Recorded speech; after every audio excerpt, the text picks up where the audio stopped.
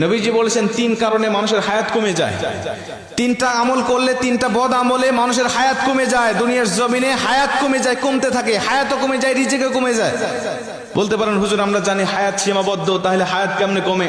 নবীজি বলছেন, বুখারীর বর্ণনায় আবু হুরায়রা রাদিয়াল্লাহু তাআলা হাদিসটা বর্ণনা করেছেন, মানুষের কিছু নেক আমলের কারণে হায়াতের মধ্যে আল্লাহ বরকত দান করে, আবার বদ আমলের কারণে আল্লাহ পাক মানুষের হায়াতের মধ্য থেকে বরকত ছিনিয়ে নেয়, ওই মানুষটা দ্রুত দুনিয়া থেকে বিদায় নিয়ে চলে যায়। হায়াত নির্ধারিত, রিজিকও নির্ধারিত, কিন্তু আল্লাহ পাক এর মধ্যে বরকত রেখে দেয়। একটা উদাহরণ দিয়ে ভালো বুঝবেন। হালাল পথে কেউ ইনকাম করে মাসে 10,000 টাকা, হারাম পথে কেউ ইনকাম করে মাসে 50,000 টাকা। এই হালাল পথের ইনকাম করা ব্যক্তি দেখবেন মাস শেষে খেয়ে দিয়ে আরো 2,000 টাকা ইনকাম করে সেখান থেকে সঞ্চয় করতে পারে।